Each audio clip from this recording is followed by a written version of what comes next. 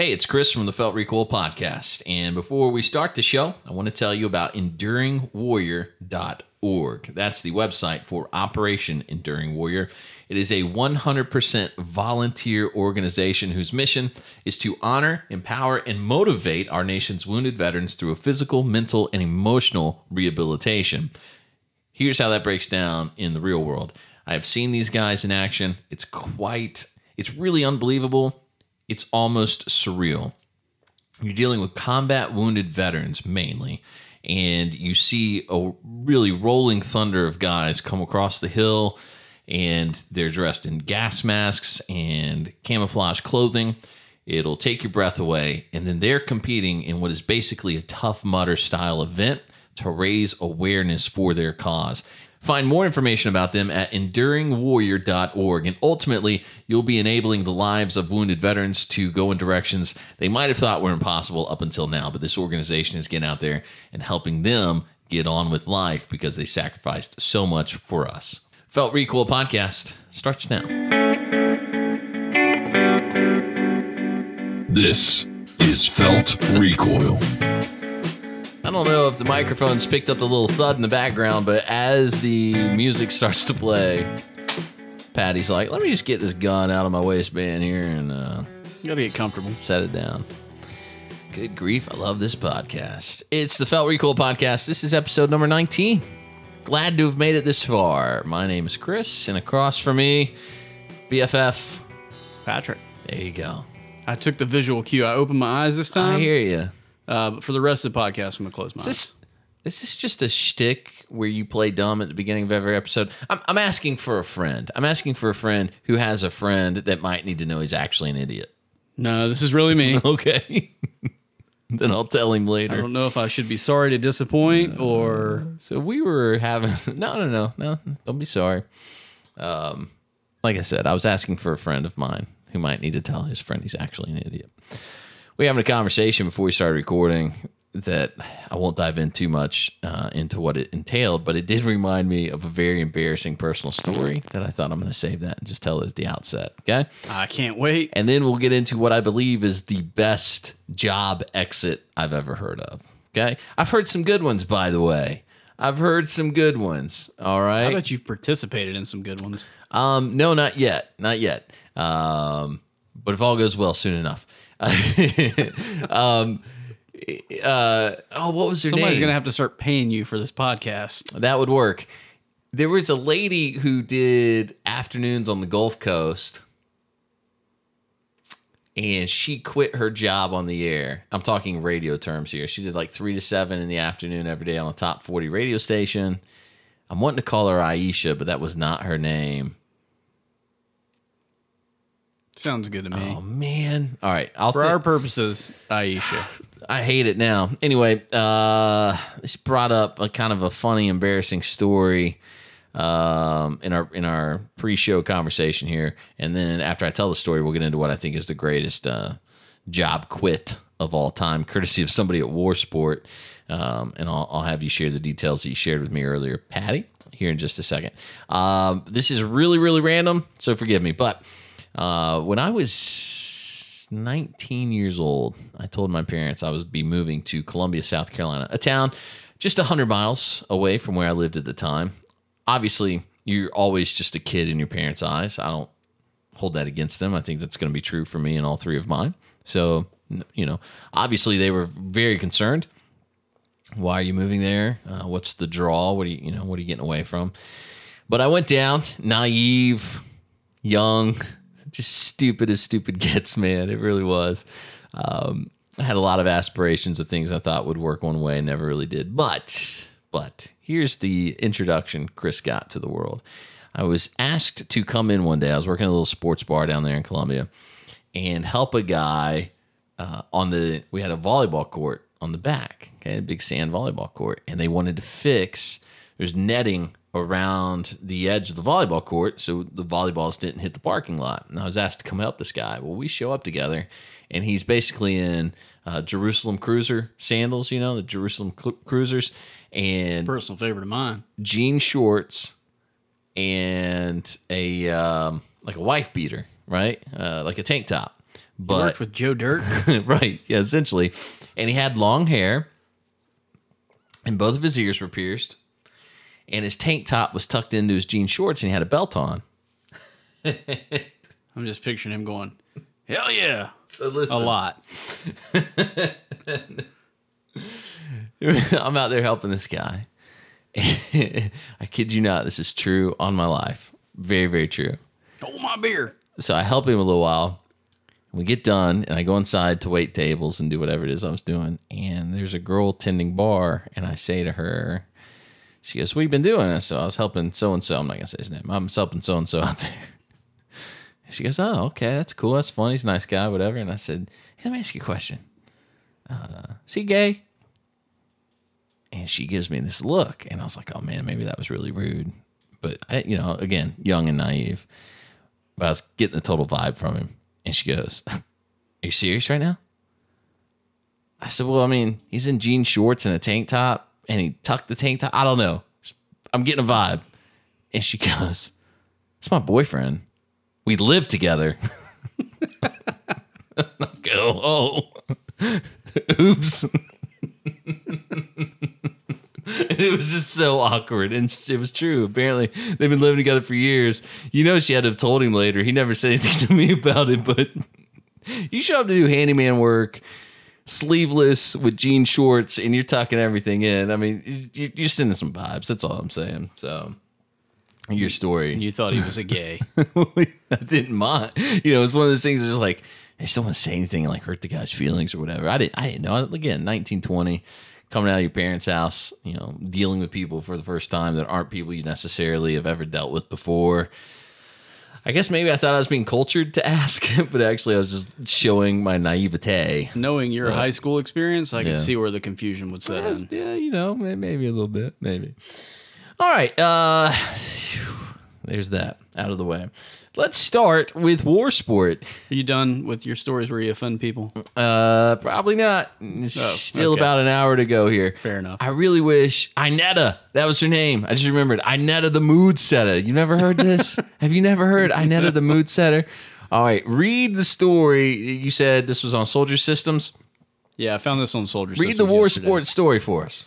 So they screen capped a shot from the upcoming NRA annual meeting in Atlanta. It's coming up here at the end of April. And someone went through and found a not so favorable description of War Sport. Mm-hmm. So on the NRA's website, you can find information about all the vendors and the exhibits that are going to be at the show. And you can find which booth they're going to be at and a short description about who they are and what they do. I would quickly interrupt you and remind anyone going to Atlanta this year that we will be there for the entire weekend. We're just going to mosey around. So find us on all the socials. Let us know where you are. If you want to meet up for dinner and a drink or whatever, we'd love to say hello. So please let us know. All right. So you're on the NRA website where vendors can say, here's who we are and what we do. And if you visit, it has been corrected. Mm-hmm. So if you had previously visited the website and checked out War Sport from Robbins, North Carolina, which you can visit them at booth 4960, you would find this description. War Sport is dedicated to producing the lowest quality weapon systems and components for the inexperienced shooter, leveraging below average technology. So this is already off to a great start. Great, yeah. It goes on to say, through an inferior process of design and ninja-engineering, our products are built to a substandard, providing inconsistent accuracy and garbage that remains unmatched across the industry. From raw materials to the shooter-ready War Sport rifles, components and accessories are made in-house with no attention to detail to ensure that our products never meet expectations. For more information on how pathetic we are, go to warsport.com. It's so good.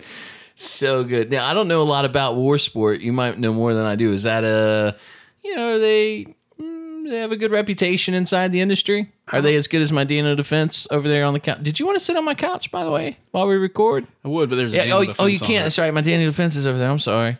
We shouldn't let that stop us. You can sit over there if you wanted. You want to just scoot the Dino Defense out? There's probably not room next to my Dino Defense. I'm good. All right.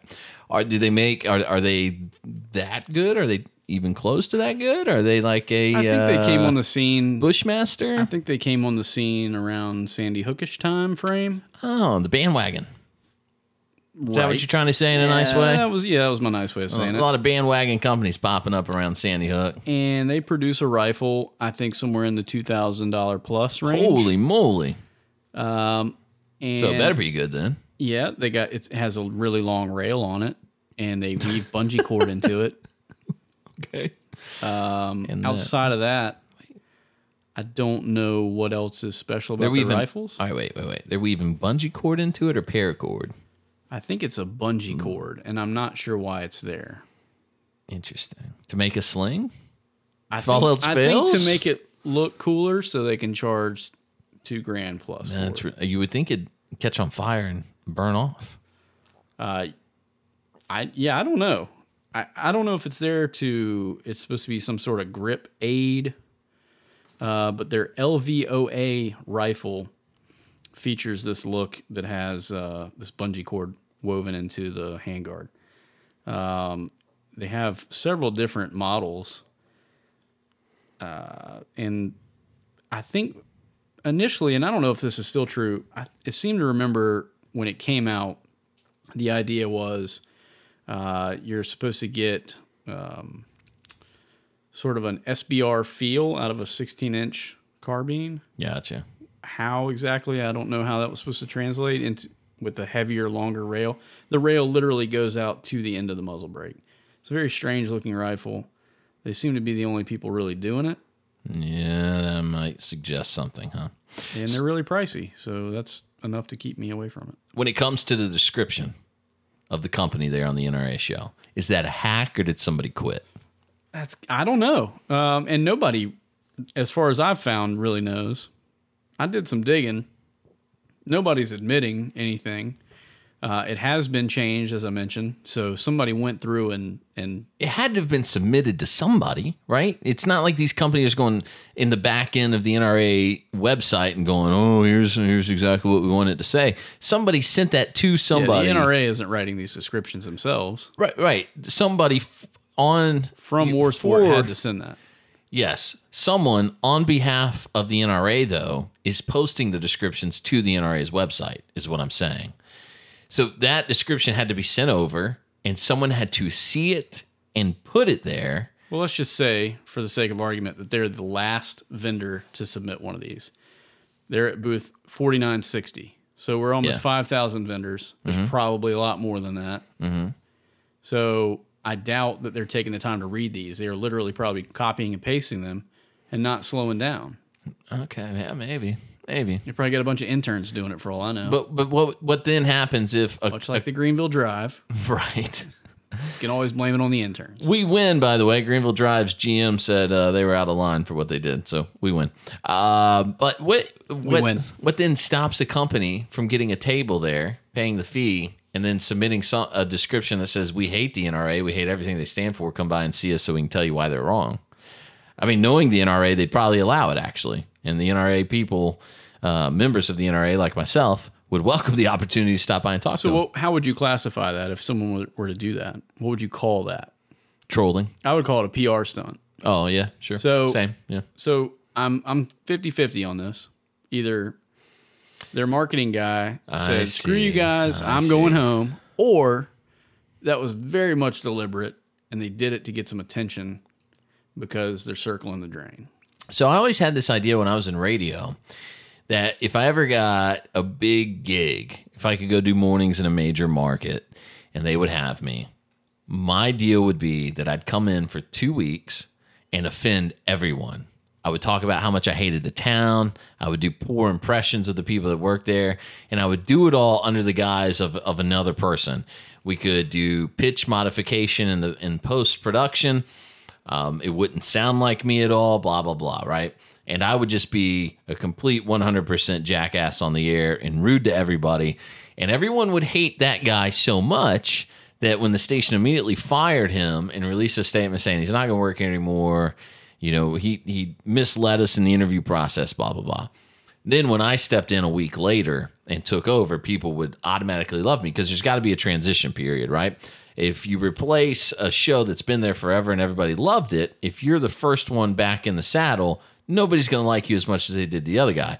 But if you can offend everyone and take, that bar... just lower everyone's standards. Yeah, exactly. Just to bring them back up. Exactly. You take the barometer down a little bit, right? And they go, oh, we hate this guy. He's horrible. Anything would be better than this guy. Well, then you become the anything, and they go, well, actually, this guy's actually pretty good. We enjoy him, and, man, you should have seen the guy they hired before you. And you go, oh, man, it's terrible. That was always this crazy idea I had of that's a good way to transition into being the new guy in the big market. Just Ron Burgundy him. Yeah, in a way. Yeah, absolutely. So I wonder if you might be hitting the nail on the head here. PR stunt for the sake of maybe they do have a new marketing team, a new agency of some sort who said, here's what we're going to do. We're going to make it look like somebody absolutely hated you and submitted your description. And then we come in, save the day, and you have like great marketing from there on out. So I'm just looking at their website right now, and the rifles, war sport. The rifles are very expensive, but you can buy. So let's just say you had a Daniel Defense. Okay, I do. It's over there. You want to look at it? It's over there. I see it. I got a Daniel. I can see it from here, and I love it. It's over there. Chris is a little excited, in case you can tell. You want to look at it? If you wanted to dress that up. Okay. What did you just say? If you wanted to dress it up, you dress could up buy what? Wait, whoa. Dress up what? The Daniel Defense. What? I'm sorry, what did you could bring it up to the cool factor of a war sport. What? All you got to do is go to their online store and you can buy their war sport rail bungee cord for $10.99. Slap that on your Daniel Defense. Basically what you just did is you looked at Cinderella at the ball and you were like, nah, you could do better. She could have a war sport bracelet on. It's pretty. She needs a paracord bracelet. What's she going to do if the palace starts to burn down? Definitely going to need some paracord bracelets. No, this is the best of the best. It's a Daniel Defense. Okay. M4V1. It's right over there. If you want to look at it, you can. I saw it when I got here. Son of a. All right, anyway. I think you're hitting it out of the park here, actually. I think that's a great PR stunt. It's a great way to really get some attention. It really is. And wouldn't you love to see the analytics for their website right now? Yeah, I can't be the only guy that's looking at bungee cords right now. Absolutely. Yeah. Who are they? What exactly do they do? What, $2,000? Come on, man. I mean, look, you can play off a disgruntled employee all day long. Oh, really, you can. We had a disgruntled employee. And Greenville Drive. Hello. Yeah. Yeah, well, all right. All right, let's see here. They do have a PCC, by the way. Well, of course. Should pick that up. It's $21.99. I mean, why would they not? With bungees. Why not? All right, hold on. Let me unmute my computer. I was wondering what was going on here. All right, here we go. Oh, yeah. The big station, 93 BLX. It is the Gulf Coast #1 for hip hop and R&B. And now with Ray and Miranda, the home team in the morning. Do it to it. What better song to do it to it is Inetta the Move said. And I told you I had a very important announcement, and here it is. I refuse to walk around and watch people on my job looking over my shoulder, people lying to me, people talking about me. It's ridiculous. It is sad. I can't take it. I'm not going to take it.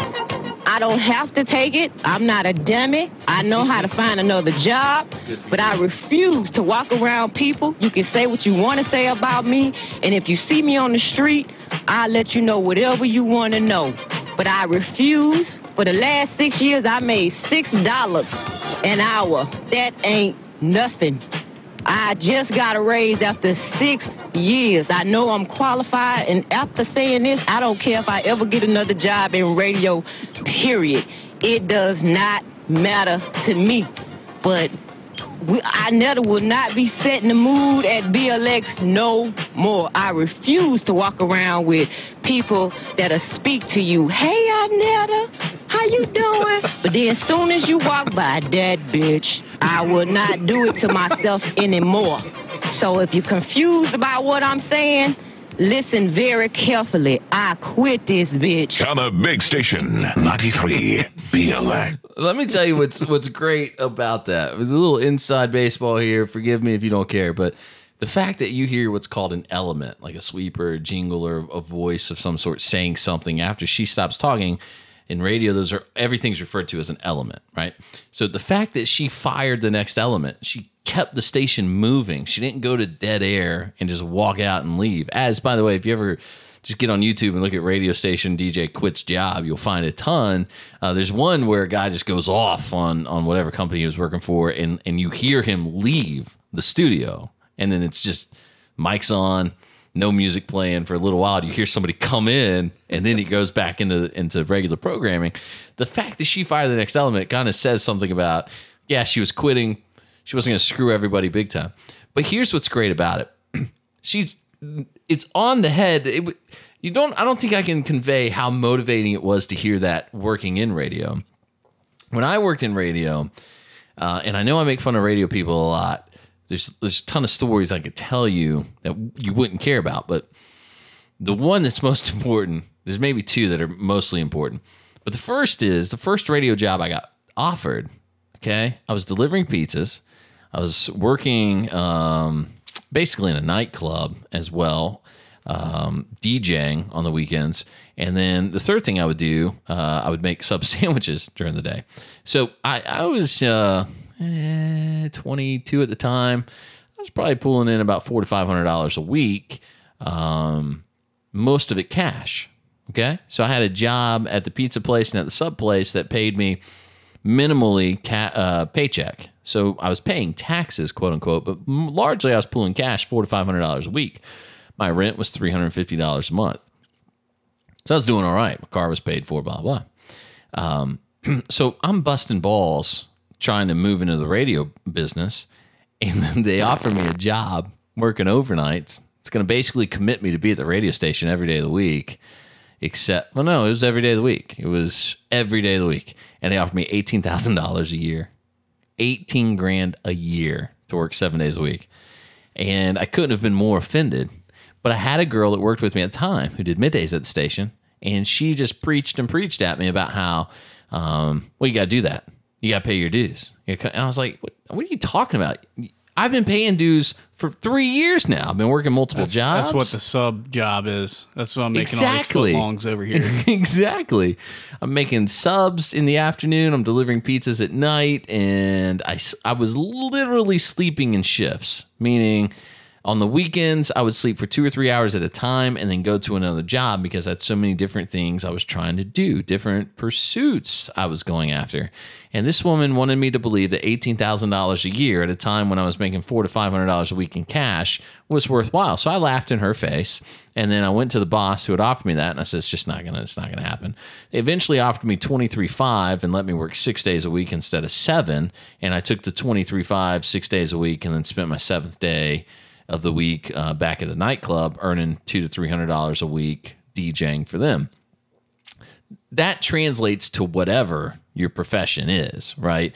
Don't go in at bottom line. Don't let them tell you this is what you're worth. If you know you're worth more, or if you know you can do better elsewhere, you go do better elsewhere. So this was very motivating for those of us in the business at the time, because you heard this woman quit because she's talking $6 an hour.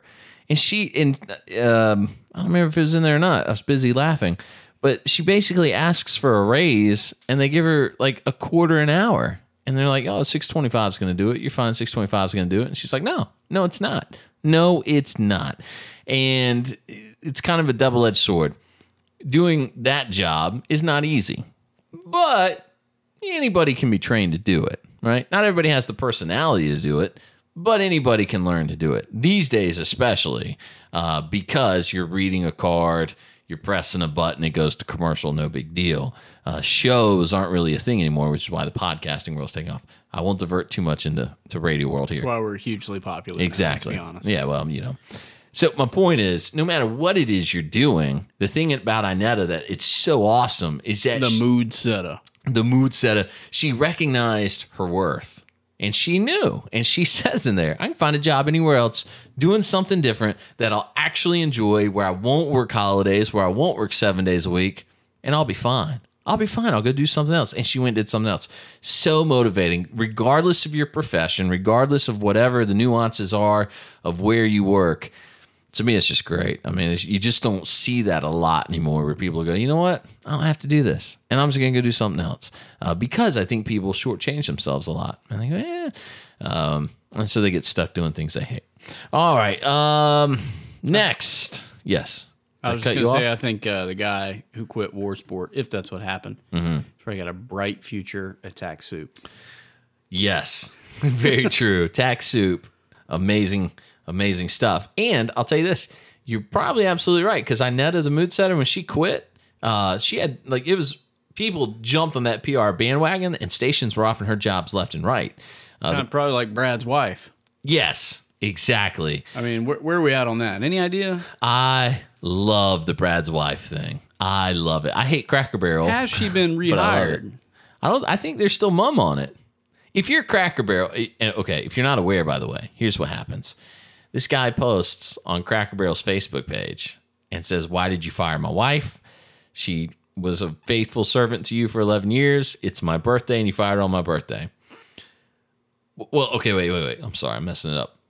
He said, "Why'd you fire my wife?" And a lady commented and said, "What happened?" And he said, "I don't know. That's why I'm asking. Ha, ha, ha. No answers so far." Someone else said, "What are the details?" And he said, "Don't know. She worked there 11 years. It's my birthday, and they fired her."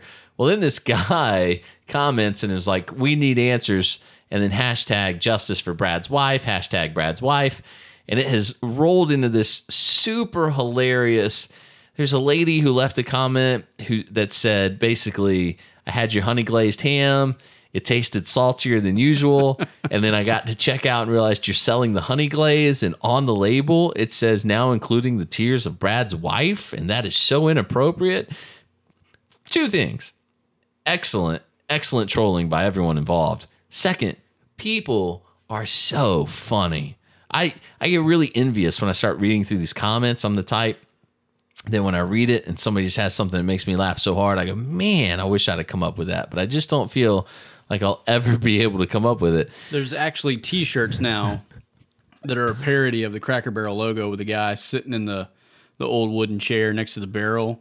And it says, "We want justice for Brad's wife." And it's in the font of Cracker Barrel. And if you're Cracker Barrel, aren't you so happy about this? Think about... Yeah, firing Brad's wife is probably the best thing that ever happened to him.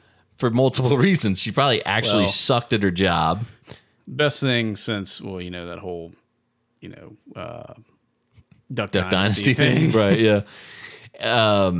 If I'm Cracker Barrel, I'm super excited because I'm under the impression that more people are eating at Cracker Barrel right now just to talk about Brad's wife. Exactly. Just logos all over the place. So many good logos on the internet. You got to get out there and check them out. Go to feltrecoilshow.com, click on the blog. We've got a good bit of them posted there if you want to see them.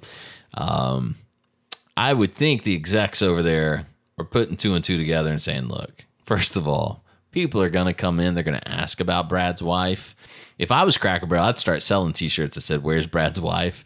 Except for the fact that it's probably an HR nightmare. But I would find a way to have those available where I wasn't legally liable. If anybody's listening to the show and you work for Cracker Barrel and they've sent out a letter to the employees about what the talking points are, we'd love to see those. We'd love to hear that. We'll keep you anonymous. We promise. I think what's even better to me is to watch how many people don't understand what's happening. Brad's wife. How many stars did she have on her apron? That'd be a question worth asking. If she's been there for 11 years, I'm betting 4. 4, right? We live in an age where people read headlines only, and then they make these judgments. We also live in an age where people love sarcasm, but nobody can read it. You can't read sarcasm, right? So I saw a friend who I respect very much, by the way, who would never, ever be on the fake news train, right? But he believes that people are actually upset with Cracker Barrel. And he was like, everyone's all mad at Cracker Barrel, but of course they can't comment. It's an HR issue.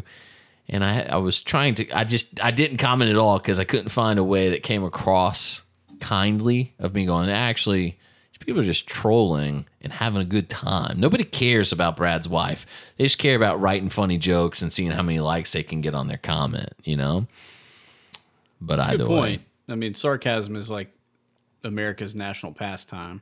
At this point. And you're right. It doesn't translate into text. So when you see it, right, if you're not already in that mindset, I could see where you get lost in it. Well, there's a great marketing book called Positioning: The Battle for Your Mind, I think is the subtitle.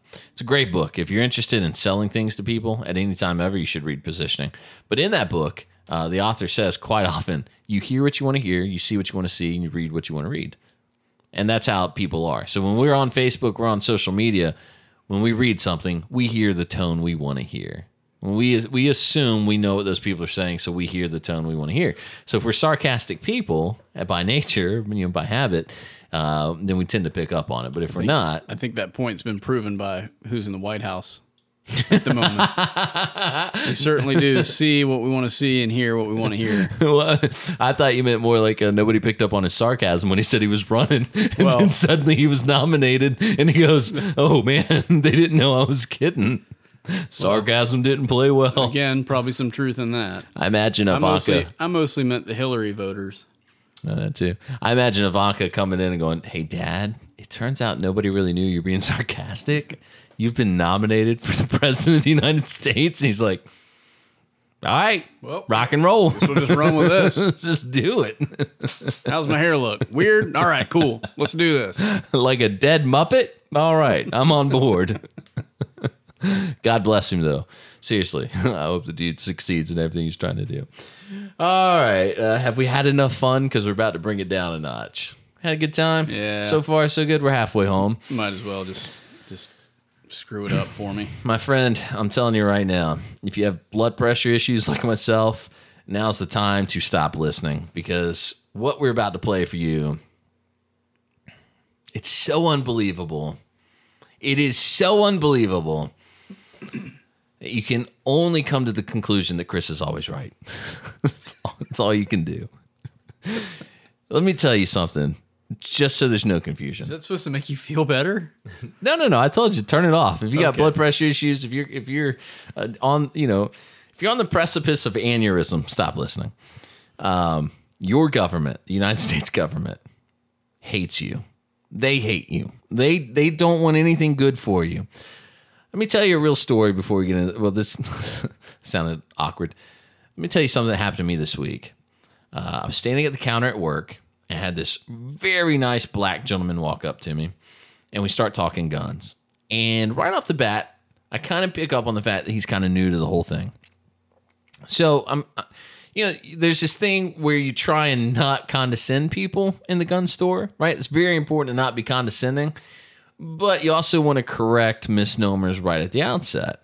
So he was kind of asking about the background check process, and gun show loophole was something he actually asked about specifically. Is that really a thing? And we were kind of chit-chat. He's a really super nice guy. And he told me at the outset, he said, "I'm going to be real honest with you. I'm a lifelong Democrat. Guns have always bothered me. I think regulation on the guns is okay, but I also think we kind of need something to protect ourselves in our home." And I said, "Fair enough, man. Let's do it. Let's talk about what you want to get. What do you need? What do you feel comfortable with?" And it led into much deeper conversations. I gave him the same challenge I give most other people when it comes to the legalities of purchasing a gun. I said, as you purchase this gun, I want you to imagine that you have to jump through the same hoops to cast a vote. And then you tell me if this is appropriate. And he goes, "Well, it's a little different." I said, "Is it? In the eyes of the law, is it different?" And he said, "Well, I feel like it is." I said, "Okay, fair enough. It's different. Voting, maybe you might think it's a little different than buying a gun. However, according to the Supreme Court, they're both individual rights. And according to the Supreme Court, voter ID laws are not allowed because it infringes on your rights as an individual to vote. So if those are both individual rights that cannot be infringed upon, according to the Supreme Court, by the way, D.C. Heller and the Illinois case. Sorry, I can't remember the plaintiff in the Illinois case right now. Doesn't matter. We have the Illinois case and we have the Heller case, and the Supreme Court has said the individual has a right to own a gun for self-defense inside their home. That's where they've drawn the line. Okay, fine, cool. You have a right to own it. It cannot be infringed upon. The same way, your right to vote cannot be infringed upon. So why are they allowed to put impediments in front of me to buy guns, but not to vote? The law has to decide. So I made that point to him. He's very cool. He goes, Never really thought about that. And I said, yeah, look, that's just a question. I'm not preaching at you. Again, all this to say I'm kind of walking that fine line. So he and I are talking, and here's where we got onto common ground. Is he said to me, well, I was really hoping, so he asked, can I buy a silencer? And I said, yeah, you can. We have them over here. They're legal. And he said, okay. And then he goes, silencer or suppressor? I hear both. And I give him the stock answer I give everybody. The guy that invented it called it a silencer. Call it whatever you want. Because the guy that invented it called it a silencer. So, and we kind of had a chuckle about that. And I said to him, I think the reason everyone should own one is because nobody trains without hearing protection. So why would you not put something on the end of your firearm that helps you carry out whatever defensive measure you need in an environment that's very similar to the way you train? Nobody trains without hearing protection. So just imagine that scenario where two guys are coming up the stairs. They both want to kill you and take everything you have inside the house. You pull the trigger one time and suddenly you're in a sensory overload you've never experienced before. I don't know what I'm going to do. I honestly don't know what I'm going to do. Do you know what you're going to do? No, you don't, because you've never been there before. So put a silencer on it, put a suppressor on your firearm, and at least then you can go out and train without hearing protection. It's not incredibly comfortable, but it's much more comfortable than without. So go out and train that way, and now you know a little bit. Still going to be a lot louder. You're in a sound vacuum, inside your home. But do you see the point? You see the point. All right. Here's what I'm trying to say to you.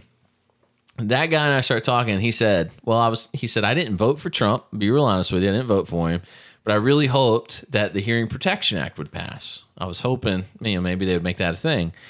And I said to him, my friend, you have made the mistake of thinking the people in D.C. care about you. And then we started laughing together. And he goes, you're right about that. And I said, so regardless of party lines, we'll agree to that. And he said, oh, absolutely. And we had a good chuckle about it. All right. Enough, right? I say all that to say this. The government does not care about you. They don't care about your safety. They don't care about your lifestyle. They don't care about your health care. They don't care about you. They don't care. They don't care. They don't care. Okay? Now. Hey, Chris. Yes, sir. Do you think they care? No. Oh. If I had to put it on a scale of 1 to 10, I'd give them a negative 17. Wow. Yeah. And if you doubt that, if you wonder what all that's about, here is, of all people, CNN's Anderson Cooper, who is, I didn't know this. Peace be upon him. Peace be upon him. He's a cool dude. He seems like a nice guy, actually, in real life. Here he is. I didn't know he's a 60 Minutes guy. Apparently he's... Lindsay refers to him as the Silver Fox. Whoa, you got some competition. I don't think he'd be interested. Well, we know that's true. So there's that. Yeah, we know that's true. All right, listen. I didn't know he was on 60 Minutes, but here, anyway. 60 Minutes, Patrick, thank you for bringing this to my attention, by the way. What are friends for? I'd seen Jihad Watch post this on Facebook. I hadn't delved much deeper. But from Real Clear Politics, here's the article title. 60 Minutes reveals undercover FBI agent on scene at Garland, Texas terror attack. You might be thinking, so the FBI was there in Garland, Texas when two terrorists tried to kill Americans. That's interesting. Wait. Didn't I bring up last week that there was a team of police on the scene? We did. We talked Garland last week a little bit. I may have misspoke at the time. However, it turns out that was actually true. I'm just saying. Yeah. You've called yourself a prophet before. You're not the only one, buddy. Yeah, well, that's true. Stiff competition around here. That's true. I might give myself a little more credit than I deserved. Like, you're not really saying much to say, I bet Al Franken does something dumb this week. Right. But for you to have pulled out the crystal ball and have said, hey, you know what, man? I feel like there was a larger police presence in Garland than we were led to believe. Here's Anderson Cooper on 60 Minutes. Wednesday's terror attack in London by a man who'd been known to British law enforcement is just the latest reminder of how difficult it is to prevent an attack before it takes place. Here in the U.S., in just the past 3 years, more than 100 people have been arrested for ISIS-related crimes. The FBI devotes significant resources to identifying potential terrorists and sometimes spends years tracking them. The terror attack in Garland, Texas, 2 years ago was the first claim by ISIS on U.S. soil. It's mostly been forgotten because the two terrorists were killed by local cops before they managed to murder anyone. In looking into what happened in Garland, we were surprised to discover just how close the FBI was to one of the terrorists. Not only had the FBI been monitoring him for years, there was an undercover agent right behind him when the first shots were fired. Did you hear that? An undercover agent was directly behind the terrorist in Garland, Texas, when the first shots were fired. Remember, the FBI didn't kill the terrorist in Garland, Texas. A police officer did, a school resource officer picking up extra hours working the event to protect a free speech event, by the way, in Garland, Texas at the time, killed the terrorists. The FBI was there. The FBI was right behind the guy. Now, of course, we can say the standard things. This is Obama's FBI. This is Obama's Department of Justice that gave guns to illegal aliens and let them carry them back across the border and slaughter hundreds, if not thousands, of innocent Mexican people before coming back across the border with them and killing Brian Terry. This is the Obama Department of Justice that absolutely did not care if innocent Americans died so that they could advance their gun control agenda. This is the Obama administration that allowed 4 Americans to die in Benghazi and then lied about it and said, well, it's probably because of a YouTube video. This is the Obama administration. We get that. We get it. And here's to add to your point. Yes. Okay, this is the punctuation, if you ask me. The FBI's statement on the events were, quote, there was no advance knowledge of a plot to attack the cartoon drawing contest in Garland, Texas. So they're saying publicly that they had no advance warning, no knowledge of any pending attack. All the while, they're following these guys around. Unreal. I mean, what are you supposed to do with that? Come on. And here's something important to understand. Not only did they let the Garland, Texas attack occur, they left. They left. So later on in the interview, Anderson Cooper is interviewing Dan Maynard, who's kind of the whistleblower here. And Maynard says, I can't tell you whether the FBI knew the attack was going to occur. I don't like to think that they would let it, but it's shocking to me that an undercover agent sees fellas jumping out of a car and drives on. He didn't try to stop them. He didn't do anything. He's an agent. And he just drove away. So what other evidence would you need to understand? And again, that's the Obama Department of Justice. We understand they didn't care about us. We understand when you look at Obama, the first thing he did as president was make sure that you knew that he felt like the police were stupid. They were a bunch of backwoods, ignorant racists because they acted stupidly. Is that what he said? Yes, they acted stupidly in Harvard. Yep. What is the guy? Gaines. What's his first name? I can't remember. And here's the other thing that irritates me. That dude who had no credibility before then and has even less afterwards. Okay, he's out there saying, well, it's because I'm black, it's because I'm black. And then we find out, well, no, you didn't have your identification on you. Apparently there's some sort of domestic issue happening. There was a fight with the wife or something like that. Robert, I don't remember, his name is slipping my mind. That was a long time ago. No, I'll come up with it in a second. But he's now, he's on the History Channel. This man is literally helping write history now because he called the police racists. Even when they weren't racist, he was willing to call them racist. Obama calls them racist, and then they have the beer summit where the cop has to come and sit down. I swear to God, the best thing that cop ever could have done is to have had a Negro Modelo right there with him in the bottle. If I was that cop, I'd have been like, Henry Louis Gates. That's his name. That's all I would have done. I was going to go with Inetta, the mood setup, but whatever. Very, very close. I think it's right. I'm going to look it up now. I'm going to Google it. But I always thought, man, if I was that cop and they'd have been like, yeah, man, what you drinking? I'd be like, yeah, Negro Modelo out of the bottle. I'm sorry. What'd you say? Yeah, Negro Modelo out of the bottle, please. Yeah, Henry Louis Gates Jr. Oh, man. Skip Gates is his name. Skip Gates. An American literary critic, teacher, historian, filmmaker, and public intellectual. Oh, good for him. Surprised the media didn't call that situation the Gate. By the way, yeah, the Gate. Nice. I thought he worked at Harvard. He was somewhere up around that area. Yeah, he was in Cambridge, Massachusetts. Arrested by local police. James Crowley, blah, blah, blah. That's fine.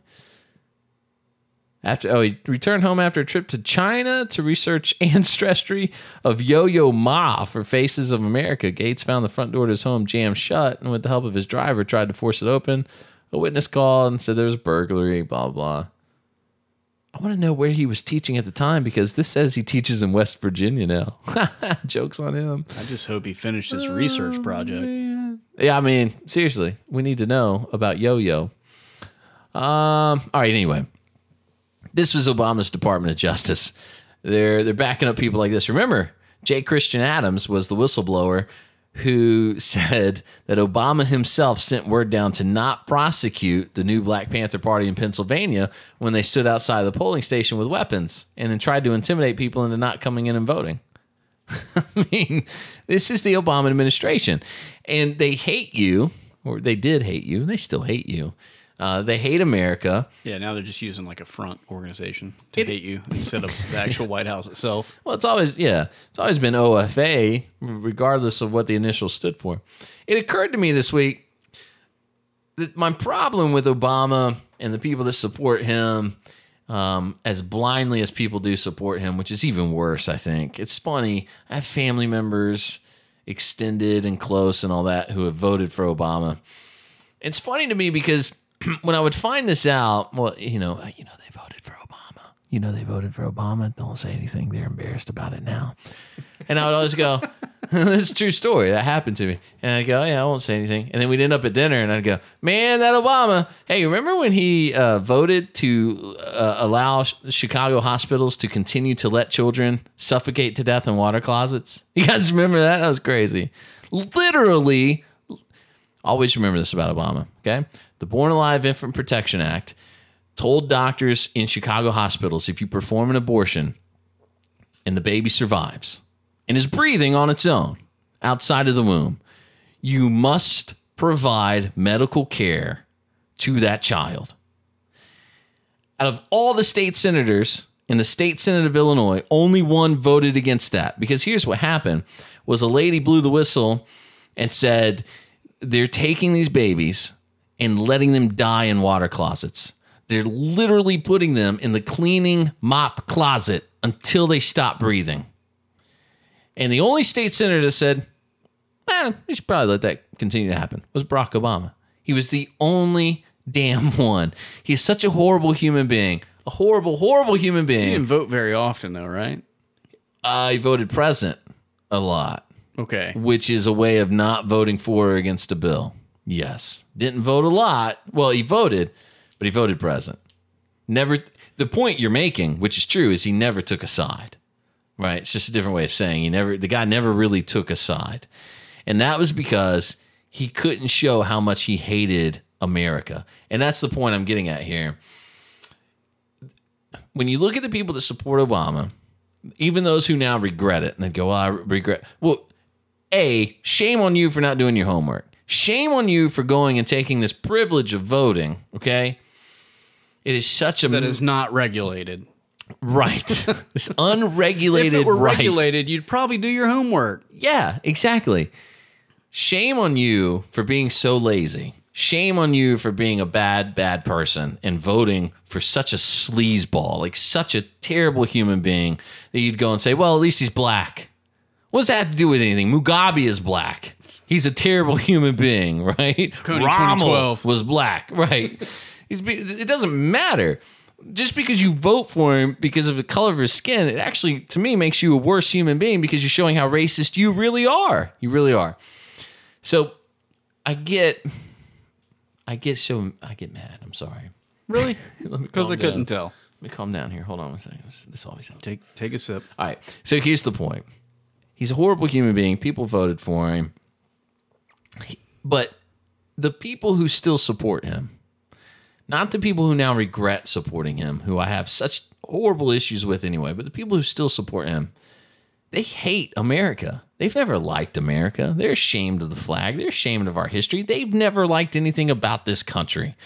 You have the people, and did you see the article today that the same people who organized Brexit are telling California, we'll organize a breakup for you as well? It gets me so excited. Let's do that. It just gets me so happy. How many electoral college votes is California? 50 something, right? 55? Is that right? Yeah. Let's see. California electoral college votes. California electoral college votes. Come on, why you gotta be so difficult, Google? Oh, maybe because I misspelled electoral. At least I'm honest. Yeah, 55. 55 for California. And imagine, we were just looking at Real Clear Politics. If you go and look at the final tally on the Electoral College map, Hillary got slaughtered. 232 to 306. So subtract 55 from 232 and tell me what you come up with. 23 under 200, is that right? So 77. So without the 55, I'm sorry if this math is wrong, but my quick math says without the 55, she'd have been at 177 to 306. Yeah, that sounds about right. That's a just bloodbath, dude. But think about it. She could be the president of California, and then everybody wins. And then we'd go to war. They get and exactly I'd get to what shoot they at her. want. Wait, what? Whoa. What just happened? You calm down. But we'd go to war with California, and we'd take it back. You know who would be really happy, honest to God, is every Californian. Nevada? I don't know. Nevada? Yeah. I didn't know where you're going with that. James Fuller. But every California resident that doesn't live in Los Angeles and San Francisco would be so happy to see them leave, and then the U.S. come in and say, well, we're going to take you back now, and we're going to take you back by force. And Hillary's all like, I thought we were going to, we were the Pacific Islands, country or whatever they call themselves. Because we know for a fact, I deal with it at work, we get calls from people all the time who are like, yeah, so I live in Northern California, so like I'm a good person. I don't live down there with the rest of them, and not in Los Angeles and San Francisco. Land. Yeah. And they hate their Californian counterparts out there. You know what she could do if she was president? She could pardon Leland Yee. Ghost gun. I mean, different guy, but same concept. Same idea. Explain your reference. Leland Yee, state senator from California, who a couple years ago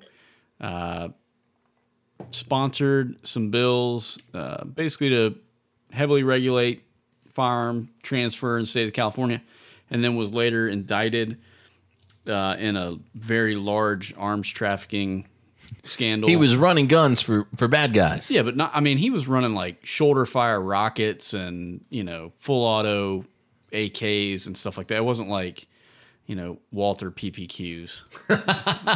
It's like it was some pretty serious hardware. Yep. So, do as I say, not as I do kind of thing, I guess. Yeah. Well, California. That should be their slogan, actually. Do as I say, not as I do. Also, maybe something to the effect of, this will give you cancer. I don't know. I feel like that's on everything now. That's what they do. State of California. Well, California, it's such a funny thing that they do, because California, like, do you have can you find the Maryland article and read that you shared with me earlier today? By the way, thanks for doing all the show prep. So Back's getting tired here, buddy. Back's getting tired. Maryland passed a law, carrying all the weight, that said you can't have a magazine in your firearm that holds more than 10 rounds. And then, as it turns out, and I find this to be such a double-edged sword in a way, like the story could go either way. Basically, correct me if I'm wrong here, but the premise is illegal ownership of high-capacity magazines is on the rise, and they're finding them at crime scenes in a rate they've never found them before. Yeah, so this is from Breitbart.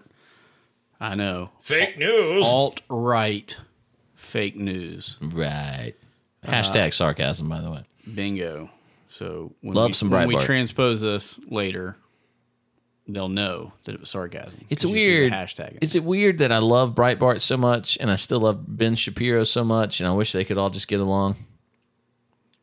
Maybe. I don't, Should it be weird? Do you know the story there? No. Oh, okay. I don't know what's going on. Ben Shapiro used to work at Breitbart, and then when Milo came in and Breitbart became a Trump mouthpiece, Ben Shapiro quit Gotcha. and went and did his own thing. And Milo has taken a lot of cheap shots at Ben over the he's last gone couple now, years. so- Yeah, Milo Ben could come on back. defend pedophilia one time. Watch what happens. So he's kind of Get you every time. he's off the reservation, and Ben Shapiro is probably, I would wager, the smartest person alive. He'd probably argue that, but that guy is sharp. Anyway, my point is, Have you met Neil deGrasse Tyson? yeah, right. I don't even know if I said his name right. Neil, I think it's Neil deGrasse Tyson. Yeah, I don't care. And he's not even actually an astrophysicist, I don't think. I think he's kind of in the line. Again, forgive me. Is he a Bill Nye the Science Guy? Come on, man. Don't do that to me. Except he actually has a degree in whatever it is. Say it ain't so. But I don't think he's ever practiced what Say it is it he's ain't out there so. preaching, right? Anyway. All right, back on track. So in Maryland, they outlaw high-capacity magazines and... In 2013.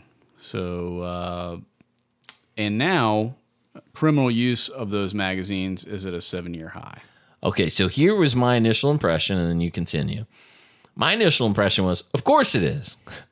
Because and sorry for the quick diversion here, my wife and I, whom I love very much, because she listens to this, no. My wife and I could probably count on one hand the serious knockdown, drag-out fights we've had. We've been together almost a decade, including our dating life and now our marriage, and 3 kids later. And I could count on one hand the knockdown, drag-out fights we've had. And the one of them was over the fact that Obama was pushing at the time to register all firearms. And I made the comment that we just weren't going to do that. And she said, if it would turn us into felons for not doing it, I would do it even if you didn't. And I said, you'd come home to an empty house. And it turned into this huge fight. I was so adamantly opposed to the idea that the government had a right to ever deny me my God-given right to protect my home. And they can't infringe on it. And to me, a federal registration is an infringement. So we had this huge fight over it.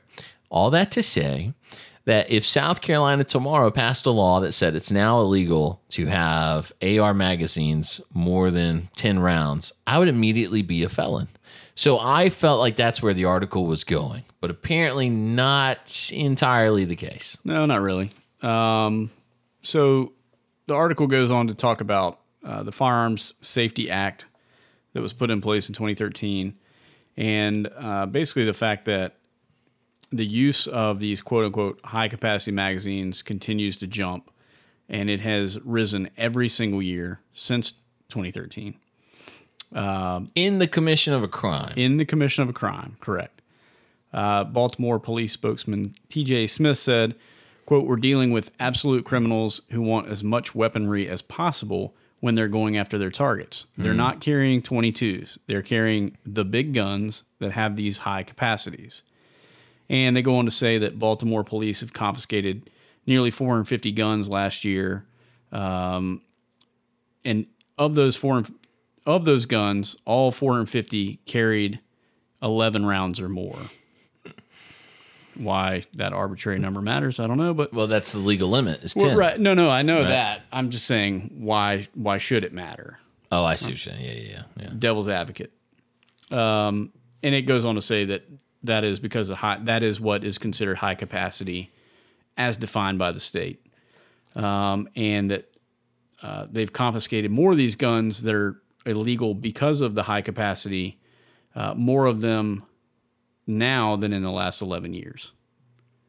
So that's pretty staggering numbers, right? It says 22% of all firearms recovered were equipped with high capacity magazines, 4 percentage point increase over 2013. Here's what's interesting. So I have a 4-year-old, a 2-year-old, and a 7-month-old child in my house, right? My 4-year-old and 2-year-old are already aware that they own one rifle. Okay? They own it, I own it, whatever. The point is, well, I'll divert for a quick second. They know it's dad's rifle, but it's the one they're allowed to hold. Okay. I let them hold anything they want to hold as far as guns go, because to me, I want to desensitize them to any sort of stigma of immediate danger and panic. And I can tell you this, my 4-year-old came up the other day and I was kind of organizing my stuff in the safe area. And he said, Dad, can I hold that? And I said, you sure can. And he said, okay. I said, what do we do first? And he said, make sure it's not loaded. And I said, that's all right. And how do we do that? And he said, you pull that thing. And I was holding an AR-15, so I pulled the charging handle back. I said, that's right. And we looked down there. And he looked in, and he looked down the barrel. I said, do you see anything outside of a black spot? And he said, nope. I said, okay. So there's not a round in the chamber.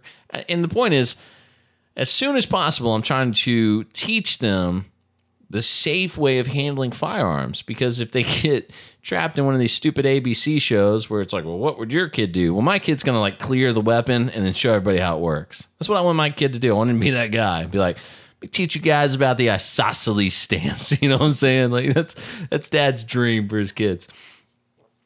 But the point is, they have an M&P 1522 that looks like dad's rifles that's theirs to use, right? It's illegal. It's got a 20-round magazine with it. It's illegal in Maryland. How crazy is that? It's crazy in the sense of, so you're telling me, you know, this was it? The SAFE Act was in New York. They called this something similar, right? Firearms Safety Act of 2013. Just imagine they come in and they try and, you know, regulate guns that your kids are learning to use. You're going to turn all that over and go, you know what? You got it. Here's all my magazines. You're right. You're exactly right. I'm going to be an immediate felon. I don't know. Look, Patrick, you're more than welcome to get up and leave when I say this. I don't know how much more it takes than knowing that your government is actively killing its own people. Brian Terry. Your government is actively driving away when terrorists are trying to kill your own people. FBI in Garland, Texas. Or your government is trying its best to legally seize your firearms so you can't defend yourself. I don't know how much more it takes until we just go, you know what? No. The government in Texas and in California, I've said this before here, is kidnapping children. If you say, I don't want the treatment that the hospital says my kid needs, and if you've heard the episode where we talk about my 4-year-old going in for surgery, you understand that it can get rather heated over a very minor procedure because these people are jerks. They're incompetent. They're rude to you. They don't communicate with you. They don't communicate with each other. So you're telling me that the government has a right to come into my home and take my 4-year-old son because I say, you know what?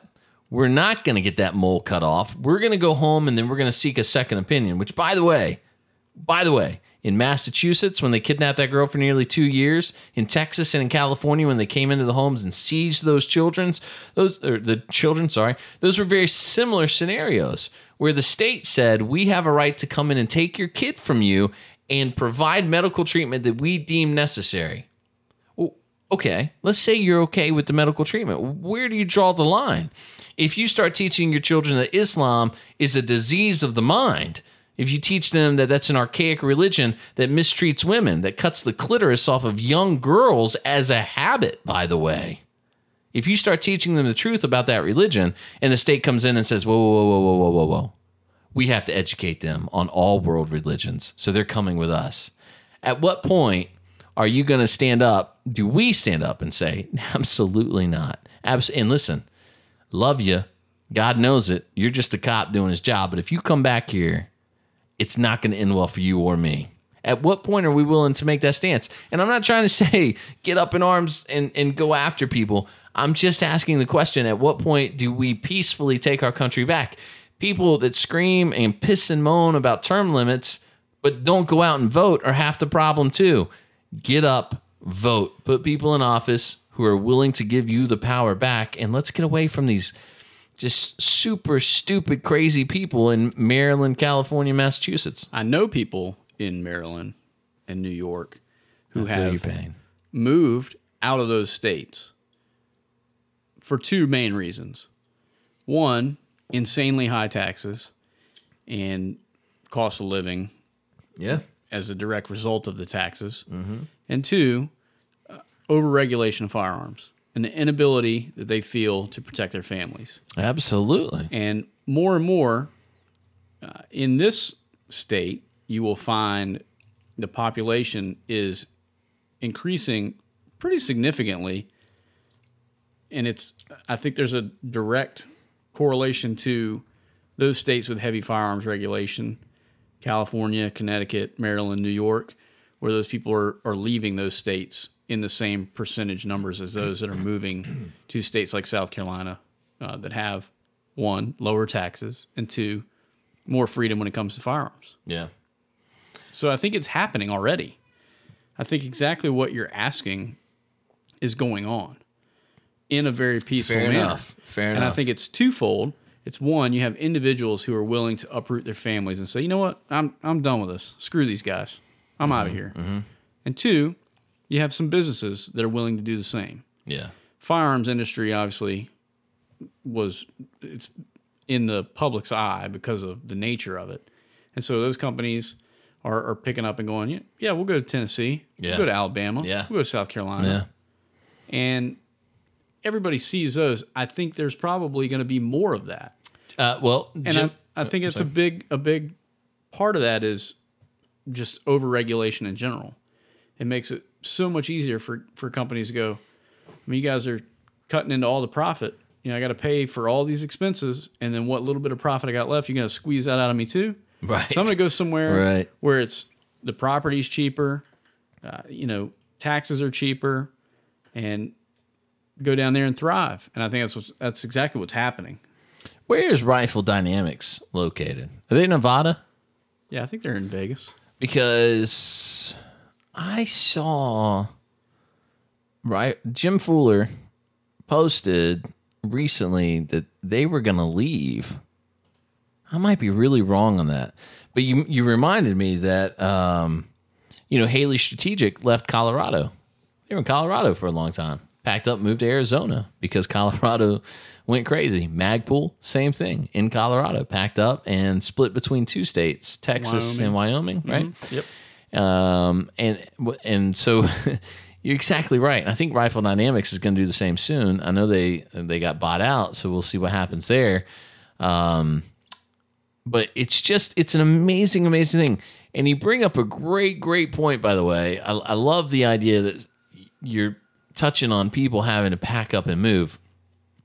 I saw an article get posted not so long ago. And full disclosure, I didn't really read the article. But I read some comments, I read the headline, and I didn't dive into it because I just thought, it's kind of garbage.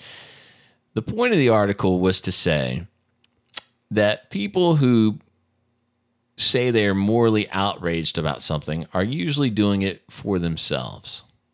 It services the individual more than it does anyone else.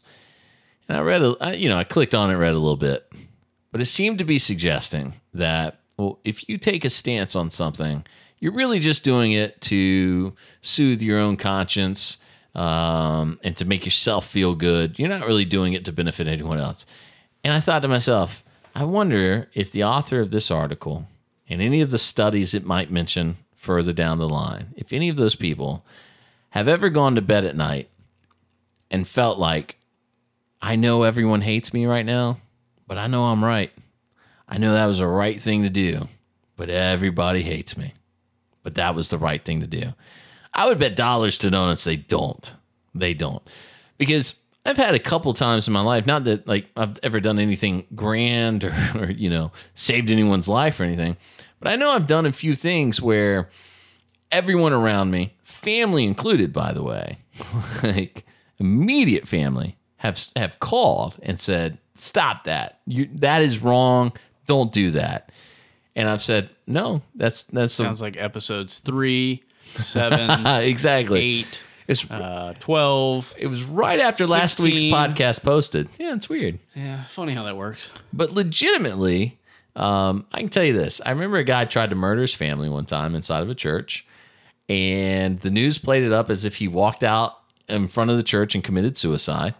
And I said, I had a little blog that gained some attention and some traction at the time. It was I think you'd call it semi-popular.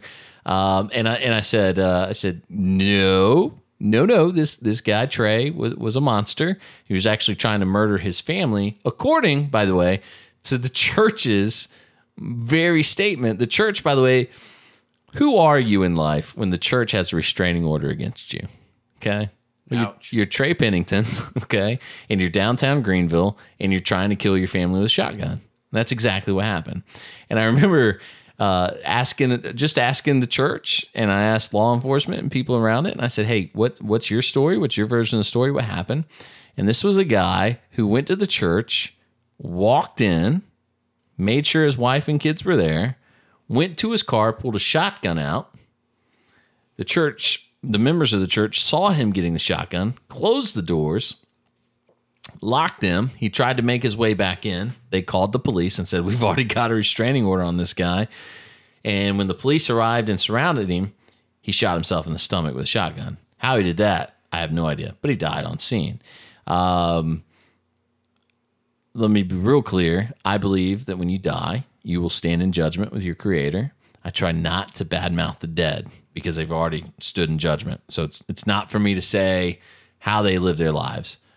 But that was a horrific way to go out. And he was a monster when he died. Okay? All is forgiven. Again, he has stood before his creator. I hope he was at peace. But my point is this. I wrote this little article, if you will, on my little blog, and basically said, I don't know why they're praising this guy in Greenville. And there were all these people who were like, oh, he's a great man. And he did all this consulting on social media, and he was a great guy. But he tried to murder his family. And nobody wanted to talk about the fact that he tried to murder his family before he died. And I got phone call after phone call. I got emails. I got all these people who were saying, hey, you know what? It's a terrible thing for you to do. You're a horrible person for doing it. And I remember, I don't know if we were married yet or still dating, but my wife was with me at the time. And I said, you know, I just can't backtrack because I know it's right. I know it's the right thing to do. And eventually, word came back from some people I very much respected who said, you are doing the right thing, and I'm glad you're willing to do it. And my point is this. When you look at that, I look back on that, and I think that made me a better person because it showed me that if you're willing to, if you know you're right and you've done your homework enough to know you're right on something, you're willing to follow through with it. So if your Rifle Dynamics or your Magpul or your Haley Strategic and the law changes in a way that you think is just antithetical to every principle you stand on, you have to leave. Pop smoke. Yeah, exactly. And if the people that work for you or the people around you go, well, how dare you just up and leave? That's not the right thing to do. You need to just let that go and not be that kind of person. No. No. You have to have principles. You have to be the person, you have to be the company that's willing to say, this just isn't right. This is anti-human rights. If you're going to take people's rights away to defend themselves in any manner they see fit, then you're not worth doing business with. I got to get out of your state. People go, well, you don't need, 30 rounds to defend yourself. Well, 30 seconds per clip. Well, I'll be damned. Here's an article from last night out of Oklahoma. A 23-year-old Oklahoma man used a semi-automatic AR-15 to shoot and kill 3 masked teenage intruders dressed in black who broke into his home. Zach Peters, the homeowner's son, fatally shot an 18-year-old man and 2 boys ranging between 16 and 17. The trio allegedly forced their way into the residence through a back door and were killed after exchanging words with Peters, who fired multiple rounds. Police say the alleged getaway driver, 21-year-old Elizabeth Rodriguez, surrendered to the Broken Arrow Police Department Monday evening and is facing charges on 3 counts of first-degree murder and 3 counts of burglary. Wait, what? How is she facing charges on murder? That's weird. Well, it is NBC News. They've probably got everything wrong. But anyway, here's the point. That guy had an AR-15. You got 3 intruders coming in. Why don't you think about something? when you do things under pressure, you do them faster than you ever do otherwise, right? You do. You do them faster. Usually. So, if you go, there's a really simple test, by the way. I do this with people all the time in the store I work in. If they come in, they're trying to buy a gun, and I'm trying to prove a point about stress, I will say to them, can you do me a favor? And they'll go, yeah. I'll say, what I'm telling you is you're going to do everything faster under stress. And they go, well, okay. Here's the challenge. Recite the Pledge of Allegiance for me. Do it right now. Do it where everybody can hear. I want to hear the Pledge of Allegiance. Go. Say it. Say the Pledge of Allegiance. And they'll start talking. They start talking real fast. And I go, why are you talking so fast? You're right. Yeah, you're talking real fast because you're under stress. Just believe me that that's the way the body functions. That's science. Travis Haley taught me that.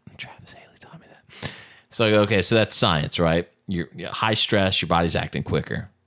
You need more rounds in your gun if you're going to be under high stress. Let's do this real simply, though. Right. 3 intruders. Right. Let's pretend this was in Maryland, okay? And we know that a high percentage of criminals use, quote-unquote, high-capacity magazines. Right. 11 rounds or higher. So we'll just call it 11 just to make it easy. All right. So we're at 33 rounds, correct? If they're all armed. Hey, here's an idea. Let's be nice and say only 2 of them are. That's 22 rounds. Still at 22 rounds. But the good guy is only allowed to have 10. Interesting. So this is where that little quandary comes in. So he's outgunned 2 times over. Right. And that's the beauty of having a gun like the AR-15 comes into play. Right. It is an equalizer. Did you want to hold my Dan in the fence that's over there on the couch? It's a DDM4V1. Okay, it's pretty cool. You don't have to keep asking. All right, I'm just saying, if you want to, it's over there. You're exactly right. I'm so jealous of your Dan in the fence. You're red in the face about it. I don't know what to do with myself. You're exactly right. And, the other part of it is that now you're twice outgunned, right? Only because you were willing to abide by the law. You did what was right. You went down to the police station. You surrendered all your higher than 10 round capacity magazines. You said, hey, it's the law, and I intend to stick to it. And now you are likely dead, and anybody else that was in that house with you. It's also a great reason to bring up my argument about why claymores should be legal, especially at backdoor entrances. Just an idea. Remind me not to go on your deck. I would love to read that story. 3 people tried to break in, the claymore detonated and just ripped the back of the house off, but killed all 3 of the intruders at the same time. It's a weird thing because I feel like you run into people and they go, well, we got to be compassionate towards these people that are breaking and entering for a reason, which I don't know what it is. It's the same people who say, by the way, we should forgive the illegals because they're here for a reason. No, they're still criminals. They're still committing crimes. They're still doing things bad. And they tell you it's for a good reason, but they're still criminals. So suddenly I'm supposed to be all sympathetic to whatever the crime is they commit because family or something? I don't know. But you have to make the decision as the individual. Am I willing to kill someone to protect myself and my family? You have to do that. If gun ownership is even an idea in your head, you have to sit down and you say, am I willing to kill somebody? Well, that sounds daunting, right? That sounds pretty hard to do in your head. But stop. Don't do it that way. Don't think of that. Think of this. Are you willing to eradicate a form of evil from the earth so that other people don't have to deal with that specific type of evil in their lifetime? And I am. I have 3 kids in my house, okay? I'm 36 years old. I've lived a life not as exciting as maybe I would have wished it would have been, but I've lived my life. If 3 people come through my door... I take high offense to that, sir. Right. No. I feel like this podcast is one of the pinnacles of your life. That's true. Listen, up to this point. I'm on an echelon I could have never have imagined. And you're welcome for that. Yeah, right. I'm going to edit this out later. Damn it. But seriously, what I do realize is at 36, I've lived a life. I have 3 kids. I want them to live theirs, right? If 3 guys want to come through my front door tonight which is so unlikely to happen, by the way. But if they did, It's true. You're on a cul-de-sac. I am. It's a pretty peaceful neighborhood. Also, by the way, honestly, majority of break-ins happen in your home in the middle of the day. Okay? Bad guys know you're not there. Best thing you can do, by the way, is buy a beater of a car, pay $1,000 for a car, and leave it in your driveway. And move it every other day or so that it looks like it constantly moves, but it should always look like somebody's at home. That is a really good home defense mechanism because bad guys don't come into homes when they think somebody's there. So put the car in the driveway, leave it there. But more than 90% of home break-ins are happening in the middle of the day because bad guys don't think anybody's there. I digress. Here's the point.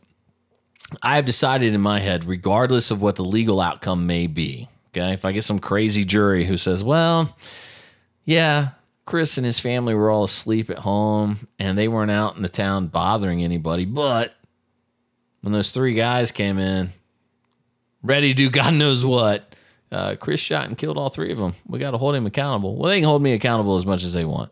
Whatever they decide is holding me accountable, I'm fine with it because my kids go on to live their lives, come and visit me in whatever penitentiary they might throw me in. And I say, guys, I just want you to know that I did what I did for you. I hope that's very, very clear. We could do the podcast through the glass with those phones. Yeah, man, that'd be cool. I think it's gonna be fine. You'd have to hold a little microphone up to your receiver. I'm ready to do it. You have a boyfriend yet? Yes, his name's Bruce. How's Big Butchie? Cool. Yeah. Anyway. All right. Well, so be it. Overthrow the government or don't. I don't care. All right. Hey, I do want to say one thing before we wrap it up. Jill Stanek is the nurse to look up. So if you have the time, go look up Jill Stanek. She's the one who blew the whistle on the babies dying in Chicago.